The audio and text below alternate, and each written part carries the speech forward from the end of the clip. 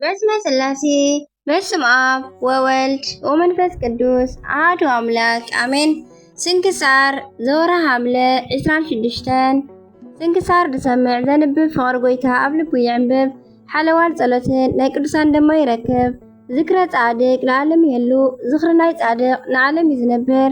ካብ ኩሉ ክፉእ ዘበለ ክድሕኑ ንቅዱሳን ተማሕፀኑ አሜን። በስመ አብ ወወልድ ወመንፈስ ቅዱስ አሐዱ አምላክ አሜን።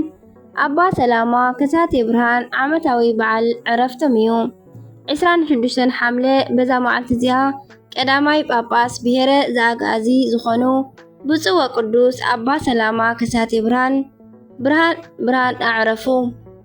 ዜናኦም ድማ ከምዚ እዩ።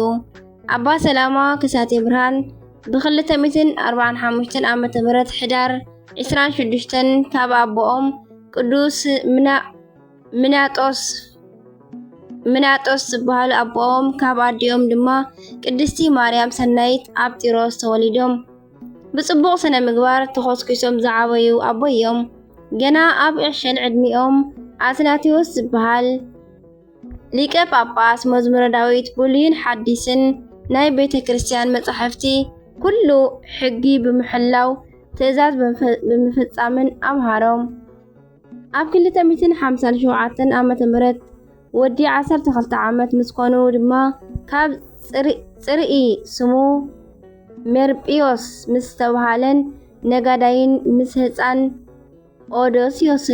ኦዶስዮስ ናብ ምድሪ ሓበሻ መጹ። ናብ ቦታኦም ክምለሱ እንከለዉ ድማ ናይ መንገዲ ሸፋቱ ንሜርጵዮስን ኩሎም ምስኡ ዝነበሩን ቀቲሎም ነቶም ዕሸላት ግን ብህይወት ገዲፎሞም ከዱ።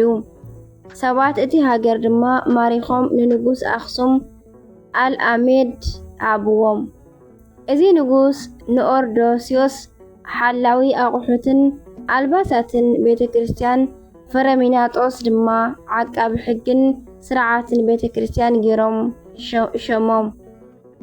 ንሱ ድማ ሕግን ስርዓትን አደንጊጉ ይፈልጥ ነበረ እሞ በዞም ዕሸላት ብጽቡቕ ስርሖምን ብቅድስናኦምን ዝተባረኸ ንጉስ ኣብ ዝሓመመሉ ዓራቱ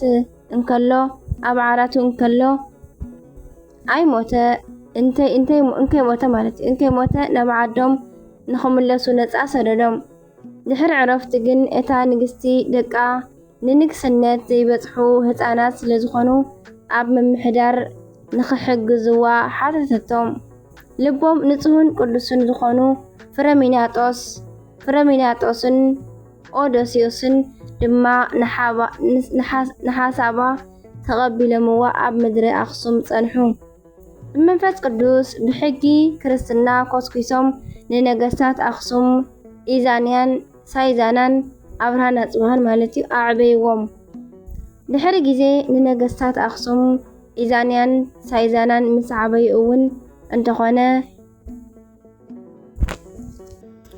ኦዶድዮስ ናብ ሃገሩ ናብ ጢሮስ እንትትምለስ አቡነ ፍረሚናጦስ ግን ስርዓተ ጥምቀትን ስርዓተ ቁርባንን ንኸስፋሕፋሕ ካህናት ብምፍላይ ድማ ጳጳስ ስለ ዘድሊ ብዘይ ሐዋርያ ክርስትና ንዝተቐበለት ብሔረ አጋዚ ጳጳስ ንኽሸወመላ ናብ እስክንድርያ ሊቀ ጳጳሳት ናብ አቡነ አትናቴዎስ ከዱ። አቡነ አትናቴዎስ ድማ ናይ አቦና ምምጻእ ብመንፈስ ቅዱስ ፈሊጡ ካብ ቦታኡ ተንሲኡ ንአቦና ንምቕባል ናብ ዘለዎ ቦታ ኸይዱ ብዓብይን ብፍቕርን ክብርን ተቐበሎም። አቦና ዝመጽሉ ዓላማ ኩሉ ነገርዎ። አቡነ አትናቴዎስ ድማ ነገርካ ብሩህ ቃልካ እውን ዝተዓመን ባህ ዘብልን እዩ። ዝወለደካ አቦኻ ከመይ ዝኣመሰለ እዩ። ዝወለደትካ ኣዴኻ ከመይ ዝኣመሰለት እያ። ዝተሸከመትካ ማህፀን ዝተባረኸት እያ። ንዓኻ ዘጥበዋ ኣጥባት ድማ ዝተባረኻ እየን ኢሉ ባረኾ። ካብ ሎሚ ጀሚሩ ሽምካ ፍረሚናጦስ ኣይበሃልን ኢሉ ሽሙ ቀይሩ ሰላማ ከሳቴ ብርሃን በሎም። ከሳቴ ብርሃን ማለት ሃይማኖት ገሊጹ ዘምህር ማለት እንትኸውን ሰላማ ማለት ድማ ንእግዚአብሔርን سبن ዘተዓረቕ ገባሪ ሰላም ማለት እዩ። ካብኡ ናይ ክህነት ስልጣን ዝሾሙሉ መጽሓፍን ንክርስትና ጥምቀት ንጵጵስና ሹመት ዝግብኦ ቅብአ ሜሮን ወሲዱ ቀቢኡ ኣብ ምድሪ ኣጋዚት ሊቀ ጳጳስ ገይሩ ሸሞም። ኣብኡ ኣቦና ካብ እስክንድርያ ተመሊሱ ነገሳት ምስ ሰራዊቶምን መላእ ህዝብን ኣብ መገዲ 40 መዓልቲ ተጓዒዞም ተቐበልዎም። ካብኡ ነገሳት ዝሽወሙሉ መጽሓፍ አንበቡሎም ቅብአ ሜሮን ቀቢኦም ኣጥሚቖም ድማ ሽሞም ኣብርሃ ወአጽብሃ ኢሎም ቀየሩሎም። ኣብኡ ዝነበሩ ህዝቢ ኩሎም ኣጥመቕዎም። ንነገሳትን ዝተመርጹን ናይ ቅዱስ ቁርባን መስዋዕቲ ሰሪዖም ኣጥመቕዎምን ኣቕረብዎምን። ካብኡ ኣብ መላእ መሬት ኣጋዚ እናተመላለሱ ንኹሎም ኣጥመቕዎም። ኣብያተ ክርስቲያናት ሃነጹ፣ ዲያቆናትን ካህናትን ሸሙሎም። ቅዱስ ኣቦና ብኸምዚ ዓይነት ገድሊ ወንጌል እንዳሰበኹ ብኣዝዩ ኣደናቂ ትሕትና እናተመላለሱ ብዙሓት ተኣምራትን መንከራትን እናገበሩ ምድሪ ኣጋዚት ድማ ብወንጌል ብርሃንነት ኣብርህዋ። ኣብ 150 ዕድሚኦም ድማ ሓምለ 26 በዛ ዕለት ብሰላም ዓረፉ። እግዚአብሔር ኣምላኽና ብዙሕ ቃል ኪዳን ኣተወሎም። ንእግዚአብሔር ኣምላኽና ምስጋና ይኹን። ንዓና እውን ብጸሎት እዞም ቅዱስ ኣቦና ይምሓረና። በረኸቶምን ምሳና ተሃሉ ንዘለዓለም ዓለም ኣሜን።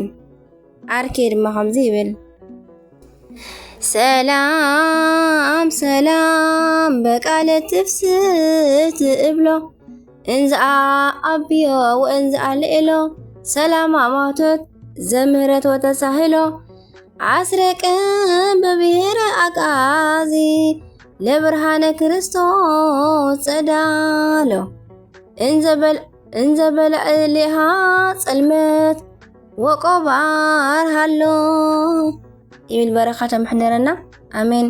ጻድቅ ዮሴፍ ከምኡውን በዛ መዓልቲ እዚኣ በዓል ሰናይ ሽምግልና ንእመቤትና ማርያም ድንግል ሕጽያ ዝኾነ ጻማኣ ንኽሳተፍ ንናይ ክብሪ በዓል ቤት እውን መዕበይኡ ንኽኸውን ዝተገበኦ ጻድቅ ዮሴፍ ዓረፈ። ንሱ ድማ ንእመቤትና ናብኡ ምስ ኣማዕቆብዋ ብኩሉ ዝለኣኻ ኾነ። ኣብ ኩሉ መከርኣ እውን ከይተፈለያን ኣብ ዝወለደትሉ ጊዜ እውን ምስኣ ኣብ ቤተ ልሔም ነበረ። ኣብ ጊዜ ስደታ እውን ኣብ ምድሪ ግብፂ ምስኣ ብዙሕ መከራ በጽሖ። ካብዚ ዓለም ዝፈልሰትሉ ጊዜ ምስ በጽሐ ድማ ንኣወዳትን ኣዋልድን ደቁ ፀውዖም እሞ ተሰናበቶም ድማ ኣዳው ዘርጊሑ ድማ ንነፍሱ ኣብ ኢድ እግዚአብሔር ኣረከበ። ናይ ዘለዓለም ህይወት እውን ወረሰ። ኣብ ጊዜ ዕረፍቲ ድማ ጎይታና ናብኡ በጽሐሞ ኢዱ እውን ኣብ ልዕሊኡ ኣንበረ። ንስጋኡ ድማ ከም ዘይበልን ከም ዘይማሰንን ጸጋ ሃቦ። ኣብ መቃብር ኣቦኡ ያዕቆብ ድማ ኣንበርዎ። ዕረፍቲ ድማ ካብ ናይ ክብሪ በዓል ቤት ጎይታና ስጋዊ ኣብ 16 ዓመት ኮነ። በረኸቱ ምስ ኩላትና ትኹን ንዘለዓለም ዓለም ኣሜን። ዓርኬ ድማ ከምዚ ይብል ሰላም ለዮሴፍ ምስለ ማርያም ዘኮነ ሃበታ እንስሱ ኩለሄ እንዘ ተሓዝል ህፃነ ኢየሱስ ክርስቶስ ከመኣሰፈዎ ኪዳነ ይበልየ በመቃብር ወኢሂ ማሰነ እስከዮም በድኑ ሓለወ ድሁነ ይብል በረኻቱ ይሕደረና። ኣባ ጢሞቴዎስ ሊቀ ጳጳሳት ከምኡውን በዛ መዓልቲ እዚኣ ካብ ቆጽሪ ሊቀ ጳጳሳት እስክንድርያ ዝኾነ ኣባ ጢሞቴዎስ ሊቀ ጳጳሳት ዓረፈ። ኣብ ዝተሾመሉ ጊዜ ድማ ሓለዋ ክርስቶስ ካብ ተኩላታት ኣርዮስ መቅዶንዮስን ሰባልዮስን ሓለወ። ኣብ 6 ዓመተ ሹመት እዚ ኣቦ ድማ ንህዝበ ክርስቲያን ሕያዋይ ዝኾነ ቴዎዶስዮስ ነገሰ። ኣብታ ዓመት ድማ ብምኽንያት ንናይ ክብሪ በዓል ቤት መንፈስ ቅዱስ ዝኸሓደ መቅዶንዮስ ናይ 150 ቅዱሳን ኤጲስቆጶሳት ጉባኤ ተኻየደ። أزي تيموثيوس دما لك محبر كنا نمقدونيوس نسباليوسن نأبولينار يوسن دما تخرخرم عشان نفهمن أحفر منون إنه دما ناي كحدتهم من كركرمن عب يكاتي حدا صحيفنا علنا دحري إزيون زي أبو أب زمن شموتو بمهناتن بمحداسن بخلو زدلي صراحة أبيات كريستياناتن حسب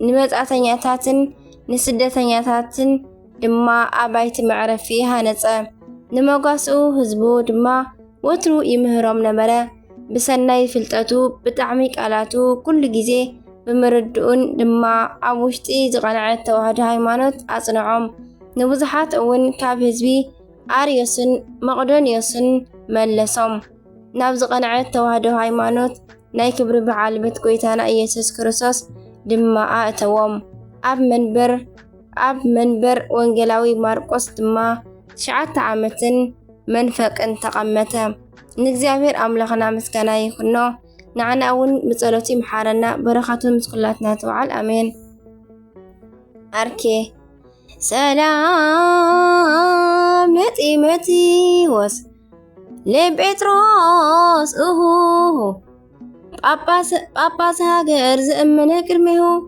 በቆስጥንጥንያ ዘኮነ ሊቀ ማህበረሙ ልዕሊአሁ ተቅወነ ምእመናን እምኮተ ዓለም ወዘሰርሁ ሰላም ብዙ እስከ ይሃልፍ ወፍርሁ ወርሁ ከምኡውን በዛ መዓልቲ እዚኣ ናይ ኣባ ሮዲስን ዳንኤልን መዘከርታኦም እዩ بركاتهم مسكولاتنا تكون نزل عالم آمين ليكن عسران شدشتن حملة زخبروا عمتاونا قدسان بعلات دما قدس أبونا سلامة كساتي برهان كساتي مستر قدس يوسف عرقاوي نايدنجل مريم حلاوي قدس أبا تيموثيوس